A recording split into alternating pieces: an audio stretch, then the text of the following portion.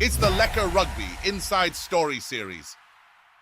Welcome to the MW Rugby, the Lekker Rugby Inside Story. My good friend, Brenden Nel, an old doyen of Loftus Versveld, and we're going to be talking about the Jake White saga, what happened, what he heard, and what the future looks like. Welcome, Brenden. Thanks, MW. Good to be here. Yeah, we can do it in English, man. We just had a long conversation in Afrikaans, but we can do this one in English. Simply because more people can understand us then. But I wanted to ask you specifically, firstly, why am I talking to you? And I was quite flabbergasted when you told me how long you've actually been covering things at Loftus Versveld. Just quickly, just to put things into perspective, why you know so much. How long have you been working with the Bulls, basically? Oh, okay. Well, I started as a rugby writer way back in 1996. It's scary to me when I think that I missed 1995's World Cup by a couple of months. I was a reporter still then, but more news reporter, and then I got into sports straight after that. And then in 1997, I got a offer from the Pretoria News from somebody from Lester Mills, who was the sports editor and rugby writer at that stage. He moved up to sports editor, and so I was 25 at that stage, and I sort of went across to Pretoria to do a bit of writing, and I haven't left. Quite enjoyed Pretoria since then. So I've been around, it's 28 odd years, I think it is now. Yeah. So people can work out my age there. Well, tell me the first coach that you encountered there. I actually didn't even know he was a coach there. Tell me that story. Yeah, I started off my rugby days at the Citizen, and I remember in the Citizen I used to cover basically every week because they only had one rugby writer. And the Bulls coach in '96 was Kitch Christie, only for a couple of months, and that was the first Bulls coach I worked with. And I still remember at Ellis Park one night, the Bulls had played the Lions, and afterwards being in a scrum of reporters around Henty Saffrontain, who was the Bulls president at the time, and who later also penned my marriage contract, he was a lawyer. He was trying to explain to us how the Bulls were doing so bad, he had to go fire Kitch Christie in his hospital bed, which was a rather unbelievable, weird story to do as one of the first stories you do about the Bulls. But yeah, and then from '97, the first coach I encountered was John Williams. And then I think I worked out the other day, there must be 11 or 12 since then I've worked with. So I'm going to work with another one now. So just add another one to the list. Oh, that's a neat segue into what's going on here at Loftus. You've been through this before, this space in my first radio, a changing of the guard. But let's talk about the Jake thing now. You said to me, we confirmed that we both picked up things that the stuff was going on at Loftus. We sort of expected it to be played it from my point of view, it played it slightly different to what I expected it to play out. What did you hear before the actual article appeared in report and the bomb actually went off? What did you hear? What were you hearing? I think just to start off, just to tell people that how it works. I mean, often what you hear rumors. No team has ever. And I think anybody you speak to on your channel that's been in rugby a long time will say the same. No team is 100% happy. There's always one or two players who feel they should be playing, some players who are playing that other guys don't feel should be there. There's always some sort of gripe in the team. But those things are normally, those are individual gripes, and those are normally put aside by the greater sort of team good, so to speak. And if the team's doing well, even better, because it's really when the team doesn't do well that these things normally come out.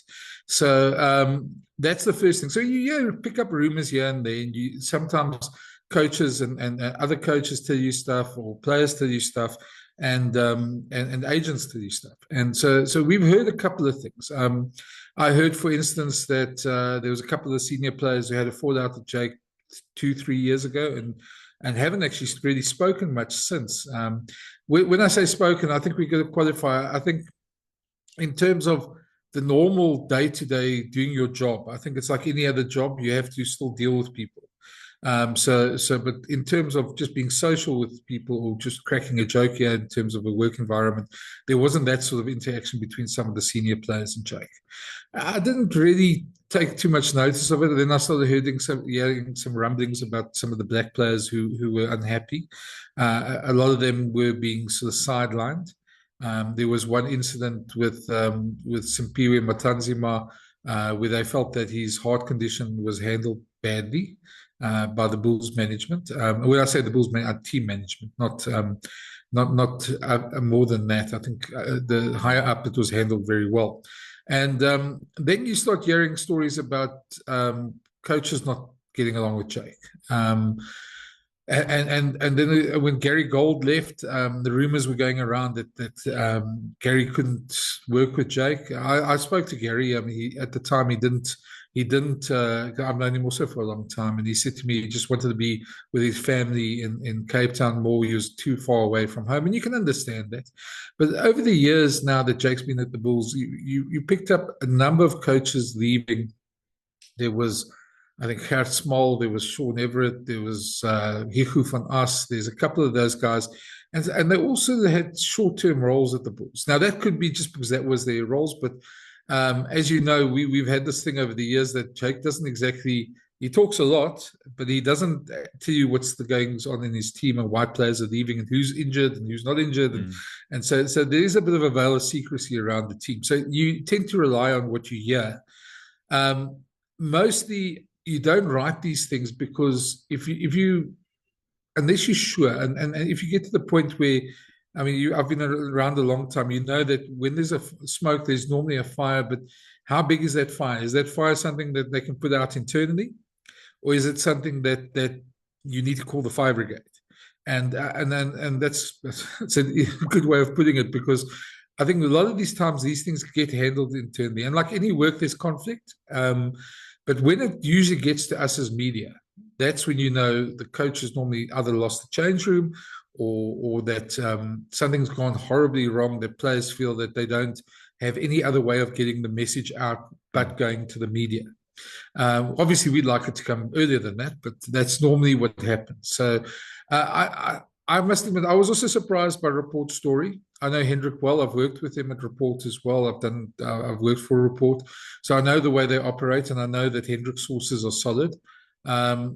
So once Hendrik's story appeared, I knew it was basically game over for Jake, because Hendrik was also the guy that announced that Jake was going to the Bulls. He was the first one with the story when he had that, and he's normally pretty much on the button there.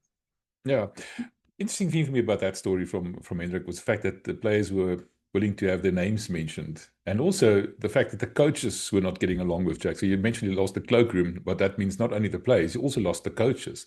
And we saw very clear evidence of that in that final at Leinster. They never spoke to each other, were looking at each other.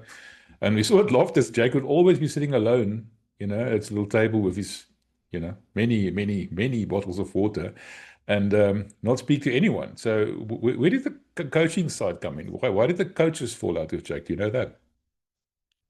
Yeah, that's a difficult one. I'm sure they all got their own personal reasons, and there's probably stuff that happened, on a one-on-one basis between them. But the sense that I got was that there was a feeling that Jake didn't treat his fellow coaches very well. Now we're not in the inner circle, so we don't know if that's true or not. But there was that sense that I heard from other people.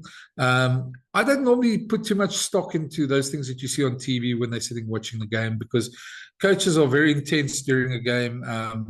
Anybody who sat next to Heineke Meyer during a game, for instance, will tell you Heineke used to lose it in games and used to shout and scream in his coach's box. And that's a coach in the game. They get swept up by the game.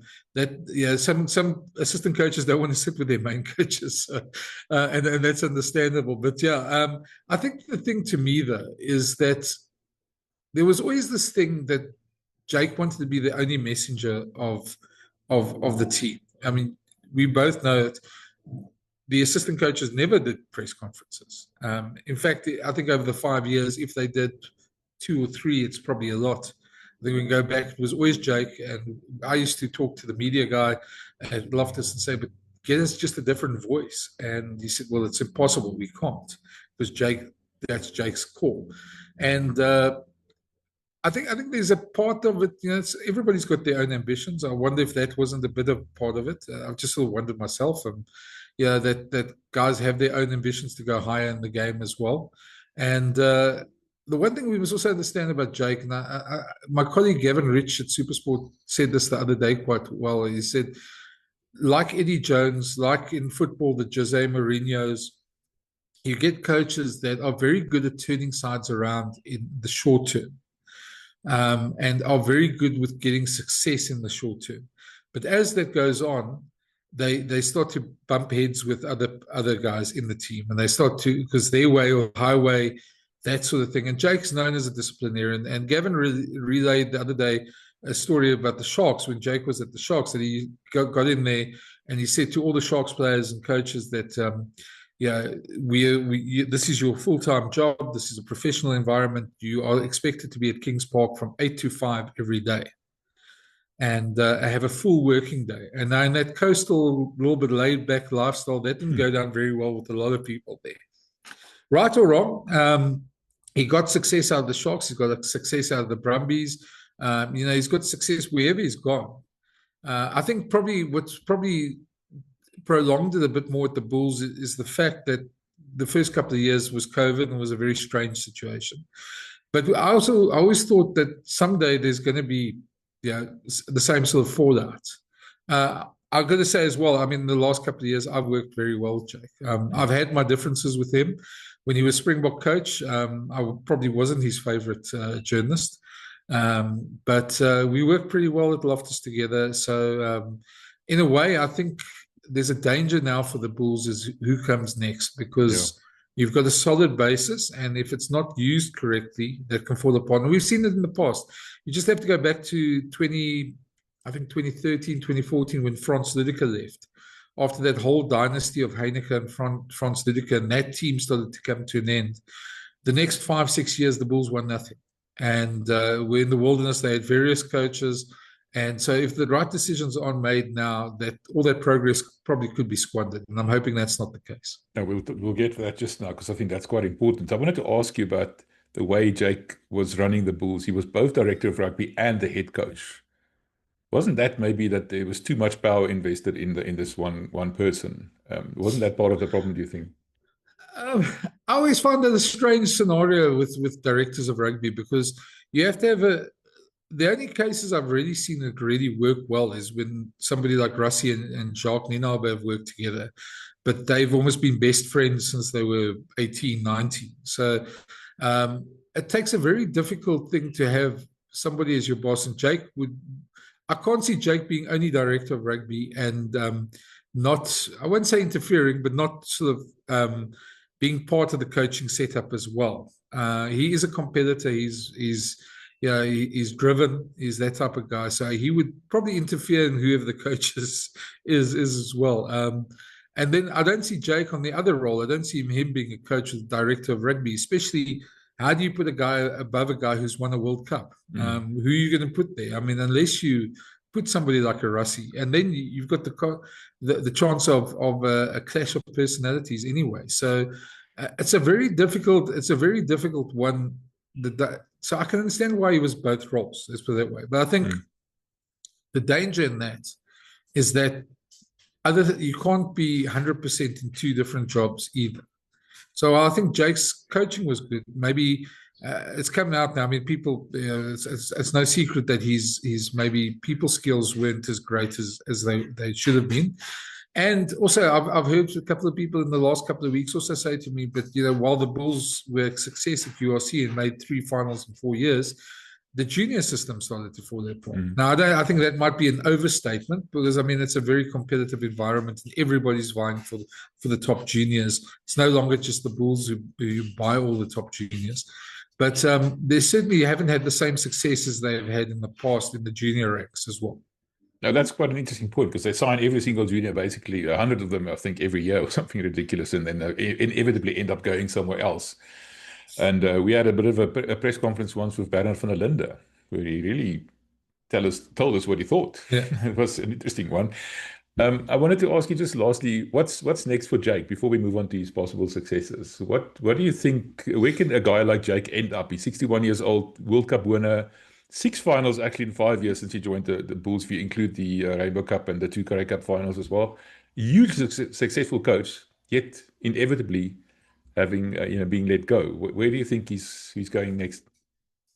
I think if we have to be brutally honest, Jake's track record is probably, when I say track record, is why he's left other teams, because he left the Sharks before his contract was up. He left the Brumbies before his contract was up. Things like that. It's probably going to make teams think twice. But what you will find is that teams that will look at him are teams that are looking for a quick turnaround, for somebody who can come in and take a team and turn them into winners quickly. And Jake's very good at that. Eddie's also usually very good at that.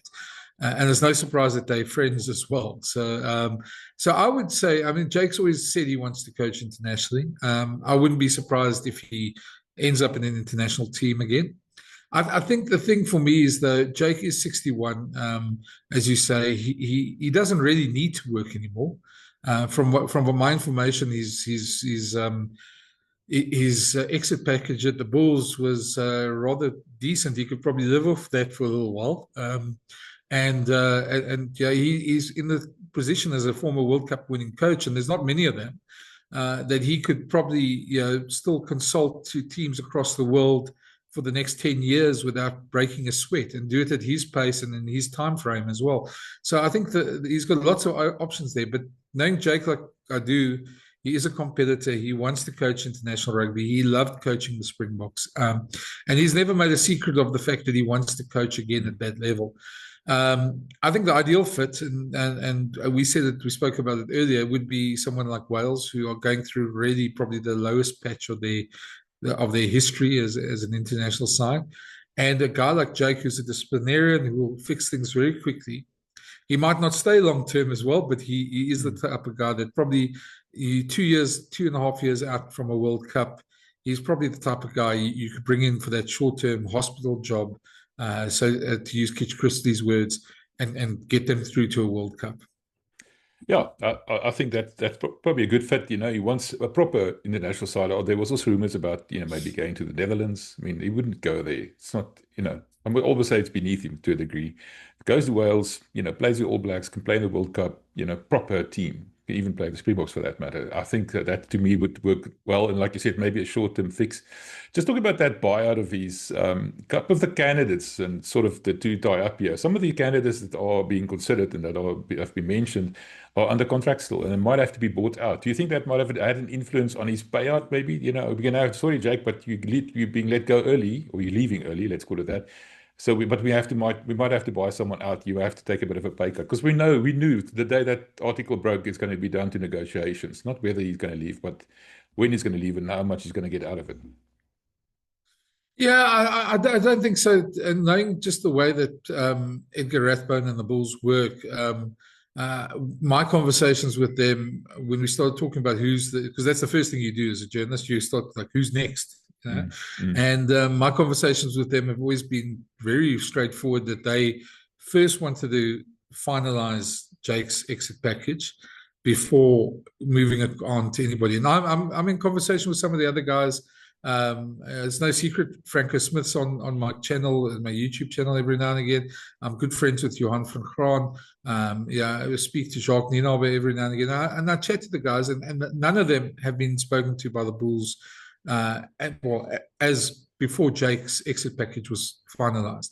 And I think that's the right way to do things. I know we're all keen to see who the next guy is, but there's something good in doing things the right way. I think that's what the Bulls decided to do.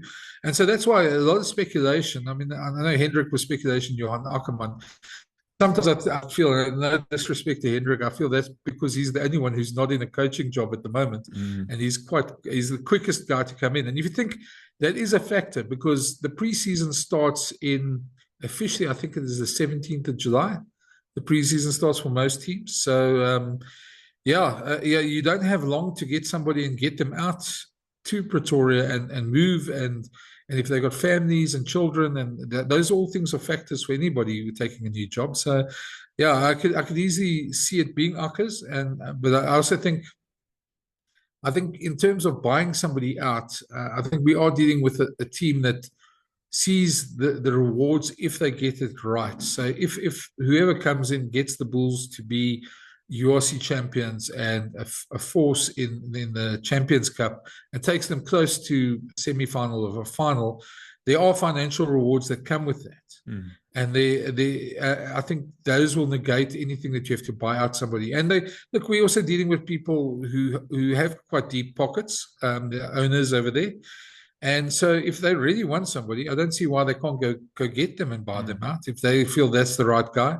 It's just, I mean, I think that's the big question is how much do you want to spend? And we've also seen, and this is no disrespect to Johan Ackermann, this is about anybody else who's considered for the job, who's out of a coaching job at the moment. You got to wonder, is the quick fix or is the best one? So that's the question they have to answer. Before we go on to the 4 candidates that everybody's been talking about, the question of the assistant coaches, you know, their names were mentioned. The question I'm asking you, number one, how safe would their jobs be if a new coach comes in? Would you not want to replace them? Firstly, and secondly, could you see either of those two, Andries Bakker or Chris Rousseau, maybe taking care of things in the short term, like you just mentioned, the warm-ups, whatever you want to call it, pre-season is starting very soon.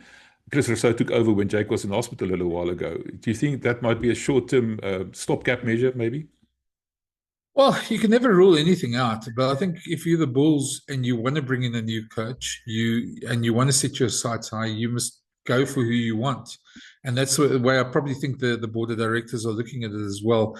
I think the danger with the stopgap coach is that just now is successful, and then you bring in a new coach and he changes everything again, and now you're already in a season. So whoever gets the role needs to be back to take them for not just the first couple of warm-up games, needs to be for the first part of the season and probably the whole season at least. And it's very difficult in coaching to give somebody just a couple of months. Most of these things take time to change cultures and to change game plans and things like that. So that's the first part. The second part is I think there is a real danger with Andries Bakker and Chris Rousseau. And yeah, nothing personal against them. I just think when you've got a situation, and that's what we still don't know the particulars of exactly what happened behind the scenes. When you have a situation where you've got so much player power, and I've seen this in the past as well. I've seen it at the Bulls in the past as well, where players have got rid of a coach. That player power becomes rather dangerous because, for obvious reasons. And the same with the assistant coaches. If you're a new coach coming in, and you know that those senior players and those coaches basically got rid of the last guy, your job security is not the best. You're going to think, well, are these guys going to plot against me if things don't go well? And that's the danger. So that's why a lot of the time you see coaches bring in their own staff as well. And I think that's a big danger for Chris and Andries in terms, there might be that perception, and the new coach, whoever he is, might want his own assistant coaches anyway. So they might have a situation like that they need to deal with. The other thing is whether either of them, they're not being spoken about as far as I know at the moment as candidates to the Bulls. Not from the conversations I've had. So it would almost feel to me like what happened with the Bulls a couple of years before Jake got there, where they were looking for a coach and they never found a coach, and eventually Norris Merwe was given the job and almost thrown into the deep end. I always felt for Norris because he's a good coach. He's a great guy to deal with, but he was almost thrown in the deep end and given and said, okay, you almost our last resort, and that's not good for a coach either. So I think either way there needs to be a speedy resolution for this. And I was told this morning that hopefully by end of next week there'll be some news about a coach. So it seems like they see the urgency in it as well. Oh, well, there you go. Heard it here first, even before it's on your own channel. By the way, Brenden, you've got your own YouTube channel. I'm putting the detail on the screen here. It's there all the time. People can see it. Go visit Brenden. Very in tune and in touch with what's happening in rugby. Just talking about the candidates now. Let's start with the outlier, the one that was raised this weekend in report again, Jacques Nienaber. From what I've heard, things are not all that rosy in Leinsterland. Jacques and Leo are not the best foot at the moment, apparently. A couple of shouting matches. Do you think there's a chance that Jacques might jump ship, come to the Bulls? I always had the suspicion that Jacques might end up back at the Springboks. Okay, I just want to correct that. I no disrespect to Hendrik. He was the first one to have it in print, but I actually mentioned Jacques' name on my channel about a week ago, a couple of days before Hendrik's. But anyway, it was buried in a video about Jake anyway. So, but saying that as it is, the problem with I don't quite understand the Irish, and I've tried. But there's always seems to be a bit of underlying tension when you deal with the guys. And I do some work for some publications in Ireland every now and again. And it feels like I'm trying to think of the word, how to describe it, but you're never quite comfortable. And I think that's the thing with Jacques. He's had guys like Brian O'Driscoll and them say he's the reason why Ireland's defense is wrong. There seems to be a bit of a backlash, mainly because he's a foreigner. Seems to be the only reason why. And there's this rivalry with South Africa that probably creeps into it as well. I always had the thought that he probably will return to the box at some point. I'm not sure when, but I mean, I almost got the feeling that Jacques wanted to get away from the Springbok environment, just because of the intensity and the pressure and all that. He's. I wouldn't be surprised if he stays there. But the other thing you got to also wonder as well, and this goes for Andries and Chris Rousseau as well, is there's a lot of guys who are probably better assistant coaches than they are head coaches.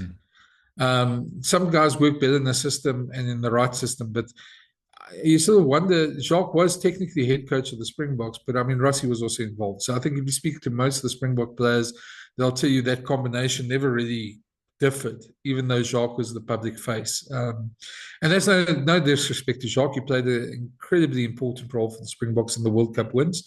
And I still think he probably there. The other thing is Jacques he's a Bloemfontein guy who lived in the Cape for many years. Pretoria is a strange place. It's I can tell you as an Englishman. I can tell you as an Englishman coming to Pretoria in the 90s. It's a strange place. It takes a while for you to fit in and to understand the culture. I think the other candidates that we talk about probably are better in tune, the other three candidates, with the Pretoria culture than Jacques is. But that's not saying he can't adapt, because he is a very, very professional coach. So. The interesting thing that Jacques said after that loss against the Saints in the Champions Cup semi-final, that he's only the defense coach, sort of, Do you think he might want to come to the Bulls maybe and become his own man, almost like a proper head coach, without anybody influencing him, whatever? Or do you think he wants to stay in Ireland? We saw he made a big thing about the fact they want to stay in Ireland, the lifestyle and everything else. Apart from the fact that you just said, no, he might not fit in Pretoria culturally, let's call it that. But does he really have the ambition to be a head coach of a big team like the Bulls? Well, that's only something he can answer. I mean, but he's certainly, if that is his ambition, it's not a bad move to make then, because you get a team which has literally got probably 15 Springboks in their squad, current and former, and a bunch that probably in the next couple of years, there's probably 4 or 5 that are probably still going to be in the next couple of years as well. So you've got a great basis to go. The platform's great for any coach to come in. Jacques, I'm not. I always get the sense from chatting to him, and I haven't really chatted to him for quite a while, but I always got the sense in the beginning in Leinster he really enjoyed the way that internally Leinster, the rugby club, sort of treating him and his family, and he really enjoyed his time in Dublin. So I know his kids are back in Cape Town, so it's not a case that the kids have to, are in school in Ireland. So that I was told, and I know he was seen at the Springbok Hotel when just before they came up to Loftus in that last week with the Barbarians week. He went to go visit some old management friends there. But I don't know. I mean, he's a great coach, but there is a question mark about Jacques in terms of and I don't want people to misunderstand me. He's a great coach. He's a hell of a good coach. But there is a big difference between an international coach and a provincial coach. Now, Jacques served as an assistant coach at the Stormers. He's done his time. He could easily adapt, and he is the type of guy who will know what is needed for success. But the Bok job is very much sort of almost like a hospital job. You get the players a week before your first test. You've got 12 weeks a year with them, and you've got these alignment camps which work very well. But you basically got that. The rest of the time, a franchise coach has got time to mold players, to develop them, that sort of thing. And Jacques, I remember when he got to Leinster, we had a conversation about how long it's going to take Leinster to perfect his defensive system. And he said to me 13 weeks. He says 13 weeks is what it takes for the players, just for it to sink in. He said, you don't have that time at international level. Mm-hmm. It takes a lot longer at international level. So I'd be very happy if he's a Bulls coach. I think all 4 candidates that they're talking about are top class coaches. I think it will depend also on who they bring with them, what the rest of their management team looks like, and just how quickly they can get that change. But the one thing about Jacques is, I mean, all the Springboks that are at the Bulls have worked with him in one way or another, except for maybe 1 or 2 new ones. But they've all worked for them. He's got a hell of a good name. Huge respect in the rugby world. It won't take him long to get the players on his side. And in terms of people management, Jacques is a great person. So he has great relationships with players as well.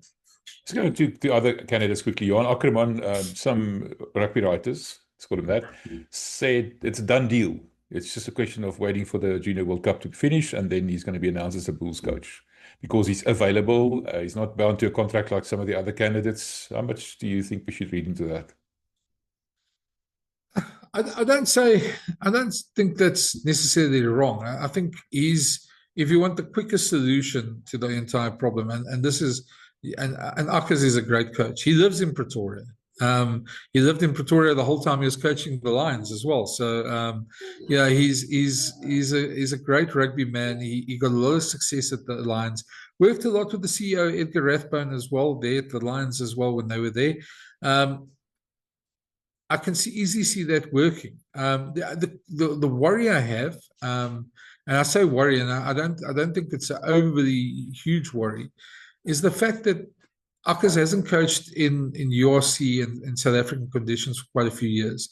He was at Gloucester for a couple of years. He's done well in Japan. The Japanese league is a bit different to ours, and he's been out of the local coaching environment for quite a while. Saying that, I mean, he's the type of guy who could probably easily slot in. He knows the players. He's the culture. He played for the Bulls in his day. He lives in Pretoria. He slot in very easily with that. And he tends to get the best out of these players as well, which ironically, I think if anybody goes back and looks at the team that played for the Lions at that stage, a lot of them were ex-Bulls, junior players that left, couldn't get place to play. So, yeah, I can easily see him doing well as well. I think the thing is, it's very easy to go for the guy who's available. To me, I'm sort of wondering who's going to be the best fit for the Bulls, and whether in a contract or whether not, and whether if that means that's, and I'm not saying he's in any way a target. Is Eddie? If Eddie Jones was the guy, for instance, to use a ludicrous example now, then you go for Eddie Jones and you try and get him first. I've been in this situation before where I've been, and I'm not, I must word this carefully because I don't want Hendrik to say I'm doubting his articles, but I've been in the situation as well before where agents have dropped a name and say it's almost a done deal, and then you hear later on, well, they're busy negotiating a contract, and you were basically used to help them get a better deal. So it could be. I'd be very honest. I don't know at this moment. I think it's still wide open, and it depends on who they want. And I think that's the big thing, is who the board of directors decided they want Edgar to go get would be that guy. So about Johan Ackermann, for me, I want to ask you this question. Johan Ackermann and Swayze were a potent combination.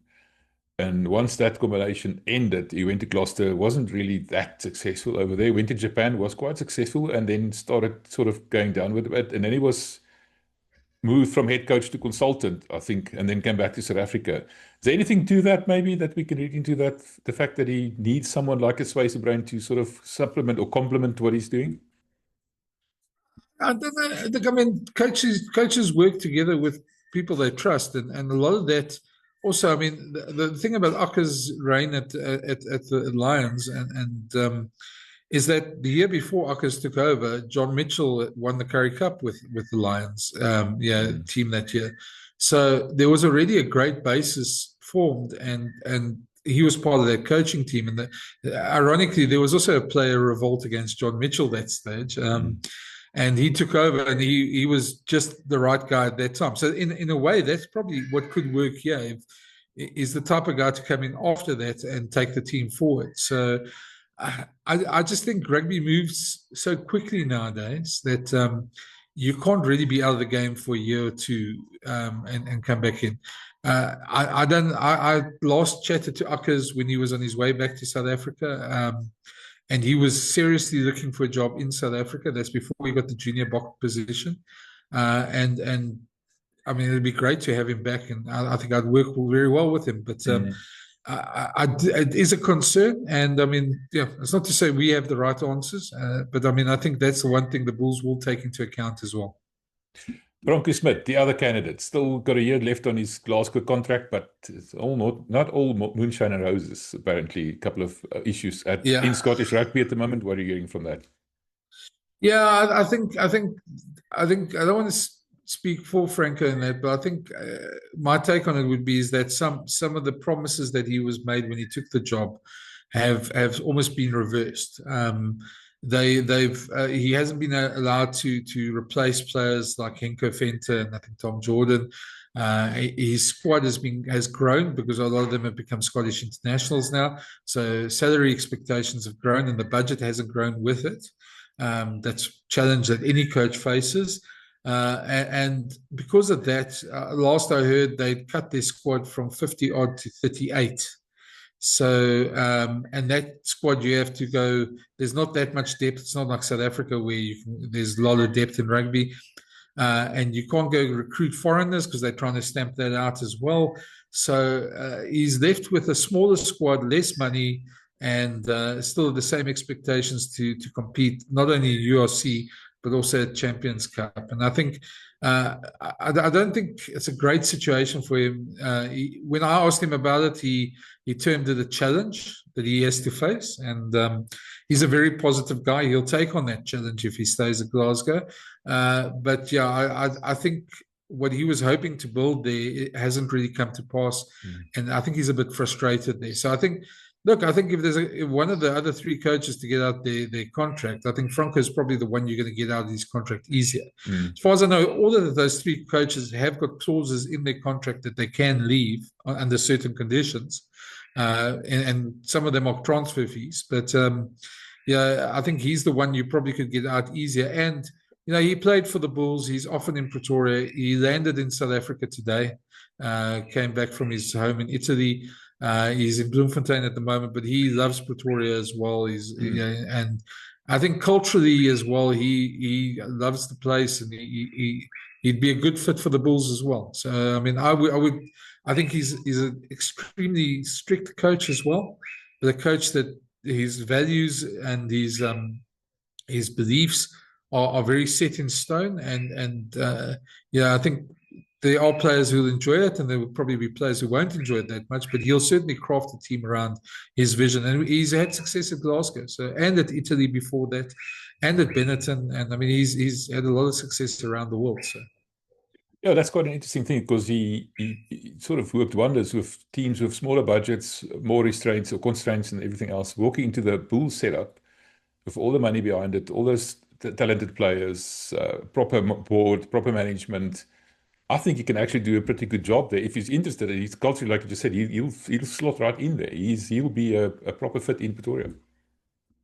Yeah, look, I mean, I worked with Franco when he was still a player, back in the late 90s, early 2000s. And he was at that stage already, you could see, like Russie, he was that type of player that he just had that 10% extra over other players. He just had that little bit of extra savvy, thought a bit differently about the game.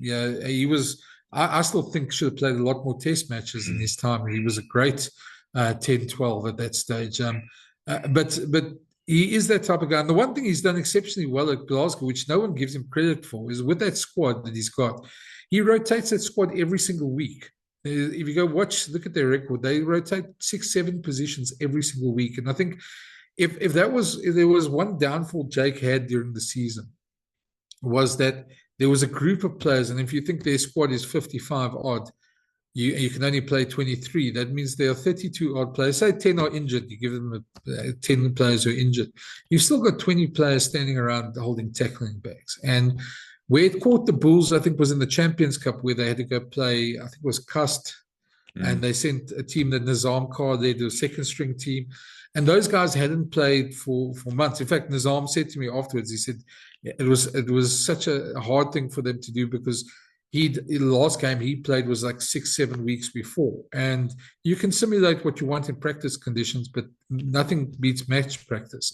And I think that's the one thing Jake probably didn't do enough, was rotate his team more, especially in the second half of the season. And you can understand, but Franco, literally, I think between that the loss against Leinster, the big loss that they had in the Champions Cup, and the weeks after that, he rotated 7-8 positions every single week.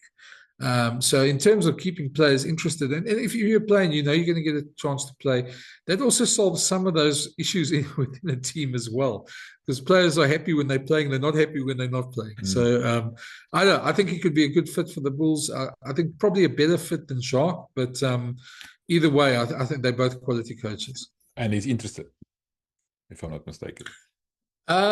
Yeah, look, I think it's one of those where he's walking a fine line at the moment, where he can't show too much interest because he's in the job, and I'm sure his current employers won't be too happy if he goes, and sort of offers himself for the job. But I don't think he wouldn't take the call if it came.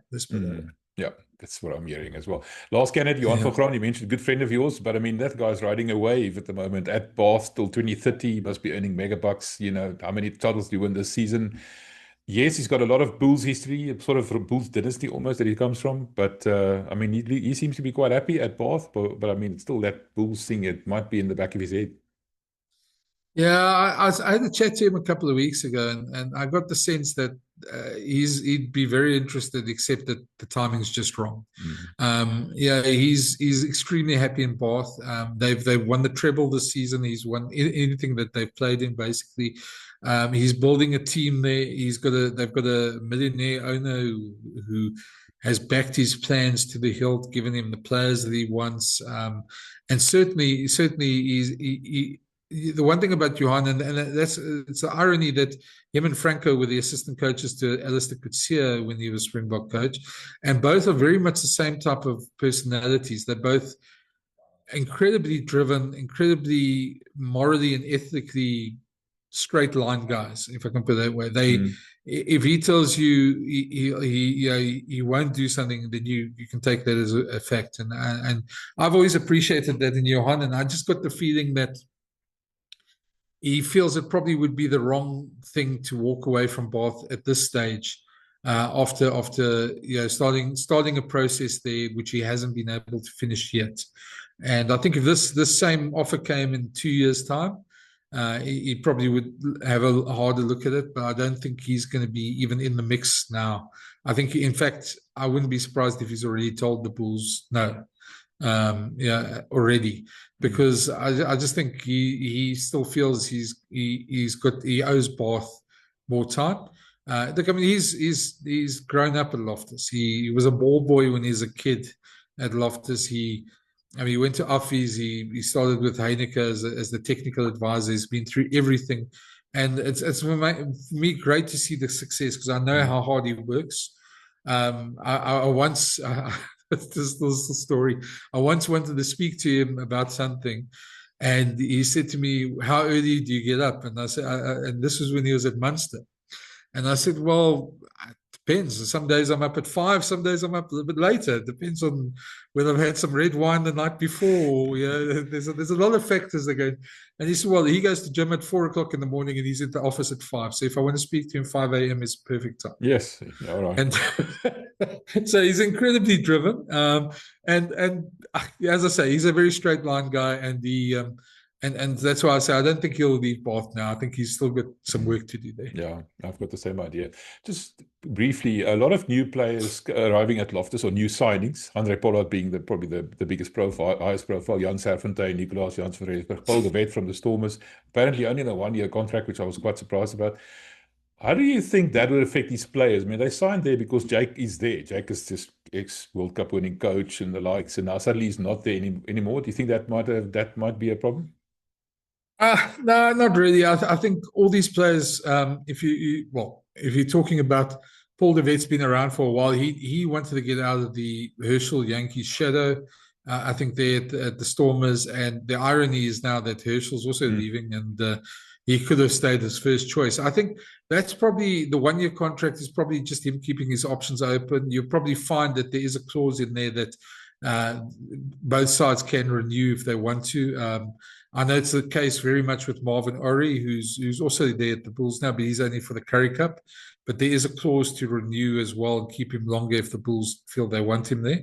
And I think in terms of Jan Serfontein and Andre Pollard, they've been through coaches. Yeah, I mean they've served through how many coaches, and I think that they will adapt very well. I think players like that know the coaches. You're going to change coaches in midway in a season at times, and you just adapt. So I don't think there's anything there. I'm not sure that I haven't heard that any of them came specifically because Jake was there.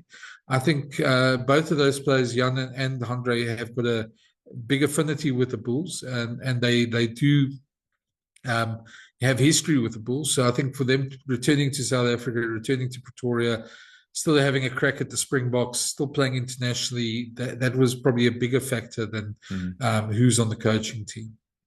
I might be wrong. Maybe I'm wrong. I don't know. But no. I say that's because, Ronaldo, what our colleague called it that we always see there, he signed up for Harlequins in England, arrived there, and the coaches changed. And he was sort of left with a problem there because he wasn't part of this new coach's planning, let's call it that. So that's a good question about the Bulls. Do you think the Bulls, whoever... would they continue playing the way they are? Probably they would want to, and they would look for a coach that can maybe continue with that. And also their recruitment policy. Remember, Jake famously said he wants Springboks who either not Springboks anymore or are not Springboks yet. So that kind of a mixture of players, senior players. I think the Bulls might change that approach a little bit because now I have, like you said just now, about 10 to 15 Springboks in their team anyway. I think we've seen with the Sharks, it doesn't help having too many Springboks. Just on the Springboks they have, I mean, you're going to get them back only in the beginning of December. And then in February, they've got to go on a 8 week resting period because they've been playing international rugby. So you're going to see more and more. I think that's the cleverest thing for any team to do is get those guys who aren't internationals but are international quality. Akker van der Merwe, and I want to include probably Willie Leroux because while he's getting his 100th test this weekend, I probably don't see him in the Bok team too much longer. I think the Damien and Apelele Fassi, both of them will get a lot more game time going towards the World Cup. So Willie will be there in the background, but I don't think he's going to be in the match day 23s that often. So I think he'll also become a much more important player for the Bulls in terms of that. But I think those sort of players, that are Marcel Coetzee is another one. Johan Goosen's another one. Those type of players. Jan Serfontein has played some amazing rugby overseas, but has never really been in Rossi's plans, and I've never quite figured out why. Because he, as a junior, he was probably one of the most exciting centres I've ever seen play. Andre's going to go, but I mean, I think Andre's also at that point where they're not going to play him every single Springbok test, and they'll try and prolong his career. So he'll play a lot more for the Bulls in that time. So I think that's a clever way of doing it. And of course, they've got a couple of good youngsters coming up. Just watching it under 20s now, the Bulls lock over there, Jaco Grobelaar, is somebody who I think is going to probably play a lot of URC this year. He's really looks like a guy who can make that step up very quickly. And he certainly is physical enough. So I think nothing will change to me in terms. You'd be stupid if whoever you are, the Bulls' approach of being it's pretty much like the Springboks, physical up front. And then, obviously having the Kurt the Orances and Kane Moody's at the back, That will work well. I can't see that changing at all. What you'd want to do is tweak it a bit. Each coach has his individual style, but I don't think the Bulls are going to change the way they play that much. Well, I'm going to put you on the spot now and ask you, who do you think is going to get the job?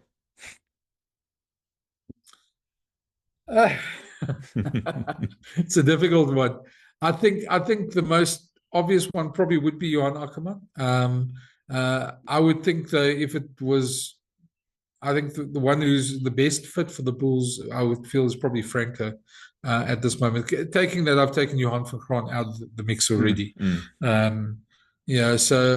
I think in terms of just logistically, probably the easiest guy to get would be Johan Ackermann, and he'd probably be the best fit in terms of the short time they have. But who knows? Maybe they surprise us. Maybe there's a name outside those four. I don't think so. I think those are the only four they were looking at. So it'd be interesting to see. To me, the interesting thing with a new coach is going to be not so much how he plays, the game plan he plays, etc., is how he rotates his squad. Because I think, as I said earlier, the problems where Jake fell short at times was because certain players didn't play. Fly-off, Jaco van der Walt was either injured or gone, or we didn't actually know where he was. Peter Chamberlain seemed to disappear at some stage as well. I had the sense he was probably on a bit of a 8-week break to play Currie Cup. But we never knew where these other players were because Keegan Johannes went and played fly-off. So those players, those fringe players, how are they going to play them? A guy like Peter Gumede, for instance, Nabat Klaba. The one thing the Bulls didn't do very well was transform their team, to use that word. They've got a lot of very talented black players, but you didn't. The team. There was one of the criticisms of Jake near the end. There was the transformation wasn't very good as well. And we've seen at other squads, you back those players. A talented player is a talented player. We see, especially now at the baby box, I mean, the junior box, you've seen the amount of talent that's around there. We've got so much talent in this country, you just need to back them. Sintu Manjezi is another one. Where did he disappear to? I know he's injured and not injured, but there's a lot of these players that you sort of wonder, where were they? And you didn't see them get much game time. And I think somebody like Peter Gumede, for instance, he was in the Springbok training group and then just disappeared, and we never really saw him play. And I know it's coaches want momentum and they want to keep the same team, but that's the challenge, is to make sure that you've got a squad of 50 where anybody hasn't played 8 weeks ago and is in match form as well. So it's a tough one, but that's what the new coach is going to have to do. Yeah, I think the Bulls would be making a mistake to go for a short-term solution, because there's a bit of a major upheaval here. I mean, you've had to clean house kind of a thing. Take your time, do a proper thing. The URC is only going to start in October or September, late September. You still have some time. You've got the assistant coaches who can basically take the team through the preseason, I would suspect, and take your time and get the right person into the job. If it's Johan Ackermann, it's Johan Ackermann. If it's Franco, it doesn't matter. The point is, do your job in a sense, do your due diligence, make sure you get the right candidate. I hope that's going to happen, but it looks like the Bulls have got their heads screwed on properly. I think there's going to be a nice process. I'm actually looking forward to it. Yeah, I'm very happy that you said something about next Friday. So maybe there's something in the works there. I appreciate it. Thanks, Brenden. That was quite well. I hope so. Yeah. Now, listen, I mean, I think you only deal with the information that you get from your sources. So, I mean, at times they're also wrong. So at times there's also their own personal preferences that come into it as well.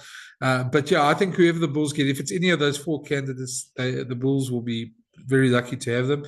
How they're going to fit them into that mix with the assistant coaches and the players that they've got, that's still the challenge. And I think that's going to be interesting going ahead. But I think the Bulls, the way their outlook is very much they want to continue the success, continue this momentum, and to do that, they need a top-class coach to take them forward. So, I'd be very happy with any of those four candidates, and I hope. I mean, I've obviously got my preferences, but but I hope they find the one they want. Yeah, I also have my own preferences, but we have to work with them one day, so we have to be careful what we say. Brenden, people must make sure to go follow your YouTube channel. I've had it on the screen the entire time, but also could put in a link to your channel down in the description. Go follow Brenden. He's got some very interesting things there. Talking to Nick Mallet every Monday after the games, you know, and Gavin Rich. Make sure you don't miss that. Thanks, Brenden. I really appreciate it, man. Yeah, no, it's a pleasure. Nick is definitely somebody who doesn't have many opinions, so it's always a pleasure chatting to him as well. Yeah, and sure. you know, I think the thing is as well, yeah, if people watching this, I mean, the media is changing a lot, especially from when I think I said the other day to you, we used to go to a game and write 400 words for a newspaper, and that would be the length of it. We wouldn't do anything else. Now we do all these YouTube channels and that. But yeah, support independent creators. I mean, we need more guys talking rugby. We need the game to flourish. So support independent guys, and yeah, your channel as well. And let's hope people subscribe to both. You can nowadays you can subscribe to everybody and watch us all. And it doesn't cost you anything. Thanks, Ian. Yeah. All right, man. Cool, Thanks. man. Cheers. Thanks. It's the Lekker Rugby Inside Story series.